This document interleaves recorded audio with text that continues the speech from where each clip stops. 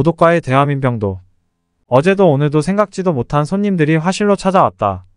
이제는 예기치 못한 손님을 맞는 일에도 길이 들여져 생활의 일부가 되어버렸다.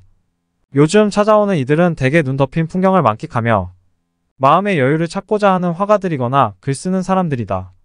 아무리 반가운 사람들이라 할지라도 내가 할 수 있는 대접은 차 한 잔 내어놓는 것이 전부지만 가끔씩은 이렇게 눈 덮인 창 밖 풍경을 다식 대신 덤으로 내어놓기도 한다. 몇 잔의 차를 나누는 동안 손님들의 옷깃에 묻혀온 도심의 이야기들이 다 소진되고 나면 한결같이 혼자서 적적해서 어떻게 사느냐는 걱정을 쏟아놓는다. 아마도 적적하지 않느냐는 물음은 외롭지 않느냐라는 물음의 조심스러운 표현일 것이다. 그러나 그런 물음에는 딱히 준비해둔 대답이 없다. 왜냐하면 외롭지 않다는 대답은 수긍이 잘 안되는 과대포장으로 받아들이기 십상일 것이고 외롭다는 대답은 지나친 세속적 관점일 것이기 때문이다. 나는 그럴 때마다 대개는 빙긋이 웃어넘긴다. 사람은 태생적으로 모두 혼자다. 어느 누구도 내가 느끼는 것과 똑같이 느끼지 못하며 내가 생각하는 것과 똑같게는 생각하지 못한다. 제각각 세상에서 유일한 존재이다. 따라서 살아있는 한 함께할 집단 속으로의 욕망을 저버리지 못하며 자신을 인정해줄 대상을 포기하지 못한다. 그러나 사람이 혼자라는 것은 그 자체가 곧 외로움이다. 아무리 우주가 규정해준 질서라 하지만 그 질서를 지켜낸다는 것은 또 그만한 부담을 요구하기 때문이다. 하지만 외롭다는 의미와 고독하다는 의미는 조금 다르다. 외로움이 흔들리는 나무라면 고독은 미동도 않는 나무와 같기 때문이다. 버려진 느낌의 혼자는 외로움이지만 찾아 들어간 혼자는 고독이다. 외로움은 우울을 수반하지만 고독은 고요와 창조를 동반한다. 외로움의 친구는 절망이지만 고독의 친구는 희망이다. 그러고 보니 도심을 떠나 시골로 내려온 지도 10년이 훌쩍 지나가 버렸다. 처음 얼마 동안은 적적하다는 느낌을 이겨내려고 노력했는지 모른다. 외로움을 극복하려고 책도 읽고 강변을 거닐었는지도 모른다. 그러면서 차츰차츰 혼자라는 게 외로움이 아니라 고요한 자유라는 쪽으로 생각이 바뀌어갔다. 오히려 시를 쓰는데 유리하고 그림을 그리는데 자유로웠다. 이제는 혼자 누리는 고독의 공간이 더 편안하고 여럿이 함께하는 시간들이 오히려 불편하고 불안하기까지 하다. 그렇다. 예술을 하는 사람이라면 특히 고독과 친할 필요가 있다. 바깥의 모습만 보면 고독은 얼음처럼 차갑고 칼날처럼 날카롭다. 유리벽처럼 사면이 차단되어 숨이 막힐 듯하고 모든 길이 차단된 어둠처럼 캄캄하다. 하지만 고독의 속으로 들어가면 촛불을 켠 듯 환하고 샘물이 솟듯 언제나 희망이 넘친다. 푸른 들판이 펼쳐져 있고 별들은 길을 밝혀주고 있다. 언제나 꿈을 그릴 수 있는 하얀 한지가 펼쳐져 있고 언제나 미래로 향하는 길이 기다리고 있다. 물을 주면 싹이 자라고 사랑을 주면 꽃을 피우는 고독. 고독은 무엇일까? 어떤 사전의 설명처럼 주위의 마음을 함께할 사람이 없어. 혼자 동떨어져 있음을 느끼는 상태라면 분명 슬픔의 편일 것이다. 그러나 이 같은 논리만으로는 고독의 참모습에 접근할 수가 없다. 고독은 하나의 상태가 아니라 또 하나의 우주이며 질서이기 때문이다. 나는 어쩌면 고독해지기 위해 이곳 시골 강변으로 화실을 옮겼는지 모른다. 고독해지기 위해 도심을 버렸고 고독해지기 위해 도시로부터 나를 격리시켰는지 모른다. 말하자면 고독 속으로 들어가기 위해서 찾아온 것이다. 지금은 고독과 많이 친해졌다. 신명이 날 때는 고독과 악수를 하고 힘겨울 때는 고독과 대화를 나눈다. 외롭고 싶다고 다 외로워지는 것이 아니듯이 고독해지고 싶다고 다 고독해지는 것은 아니다.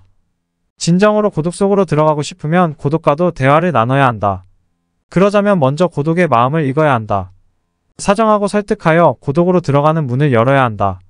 고독 속으로 들어가면 밤하늘의 별보다도 많은 상상의 씨앗들이 발알을 꿈꾸며 기다리고 있다.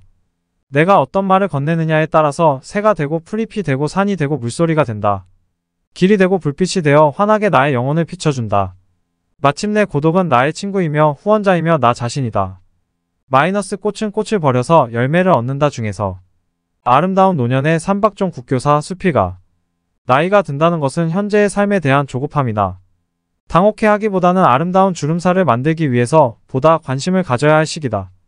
스스로 늙었다는 것을 인정한다면 그 순간부터 아름다운 노년의 삶을 위한 준비를 해야 한다. 늙어가며 아름다운 주름살을 가질 수 있다는 것은 나이가 들어간다는 것이 결코 고통이 아니라 축복이다. 세상 사는 일이 아무리 어렵고 힘들고 지쳐도 결코 그 어떤 세파에도 지워지지 않는 느긋하며 선한 얼굴 표정을 새겨야 한다. 그것이 내 스스로가 인생에 최선을 다했다는 것을 의미하는 것이다. 나이 들었다고 억울해할 게 아니다. 50나이면 그런 삶의 태도를 결정해야 할 때다. 늙으면 뭐하지? 그냥 무턱대고 생각하면 나이 든다는 게 억울해진다. 하지만 생각을 바꾸면 행동이 달라지고 행동이 달라지면 습관이 바뀌고 습관이 바뀌면 인생관이 달라진다. 당연한 얘기다. 중요한 것은 현상적인 삶을 어떻게 받아들이느냐는 것이다. 그저 단조로운 삶은 단지 밥벌레에 지나지 않는다. 멋지게 늙어가기 위해서는 나이 듦에 대해 철저하게 공부해야 한다. 세월은 살같이 빠르다. 그냥 덧없이 흘러가고 쇠퇴하고 사라져야 한다면 추운 겨울 낡은 외투를 걸친 것처럼 얼마나 쓸쓸할까. 중년의 나이는 스스로의 얼굴에 인생에 대한 향기와 아름다운 여운을 새겨야 할 때다. 중년의 삶은 인생의 전환기다. 인생에서 남은 30년 동안 무엇을 해야 하는지 챙겨보아야 할 시기다. 세상을 살면서 결코 외면할 수 없는 것이 경제적인 능력이다. 하지만 그에 못지않게 사회적 활동 또한 소홀히 할 수 없다. 나이가 들면 경제적 여유가 있어야 즐거움을 누릴 수 있다. 그게 젊음과 나이 듦의 차이가 아닐까.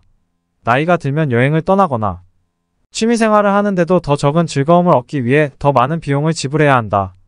억울한 일이겠지만 할 수 없는 일이다. 흔히 일상적인 삶에서 은퇴하는 것으로 노후를 설계한다지만 그것은 스스로 자신의 인생을 놓아버리는 것과 다름없다. 나이 들어 일 없이 하루를 보낸다는 것은 정말 끔찍한 일이다. 아름다운 노년의 삶은 그런 것이 아니다. 그는 결코 끈 떨어진 연처럼 세상을 놓아버리지 않는다. 오히려 죽을 때까지 세상 일을 꼭 붙들고 산다. 언제나 현역 노인이어야 한다. 그는 자신의 전문성으로 죽을 때까지 밝혀 일하는 사람이다. 그렇지만 눈을 감는 순간까지 자신에게 주어진 시간을 뜻깊게 쓸 자기 반추가 없는 인생은 하루하루가 무의미한 시간에 불과할 따름이다. 또한 아름다운 노년의 삶은 정치적이거나 경제적인 이권에 너무 눈이 멀어 이문만을 추구해서도 안 된다. 그런 삶은 구태에 연한 욕망이다. 그런 하찮은 삶보다는 자신의 일을 통해서 경제외적인 의미로 인생의 깊이를 느끼며 살아가는 노년을 추구해야 한다. 사랑하는 일도 마찬가지다. 보다 열정적이어야 한다. 그저께 어느 모임 자리에서 불쑥 우리 늙으면 무엇하고 살지? 하는 얘기가 나왔다. 다들 고향으로 돌아가 어울려 사는 것이라고 입을 모았다. 하지만 명답은 스스로 늙었다는 것을 깨달을수록 뭔가 푹 빠질 만한 일을 찾아야 한다는 것이었다. 적어도 은퇴 후 30년 동안 할 일이 있어야 한다. 인생의 중턱에 걸친 나이담에 우리 무엇하지? 하는 고민은 가슴이 먹먹해지는 넋두리다. 그러나 중년의 나이는 그 누구보다 행복한 미래를 꿈꿀 나이다. 2012 4 20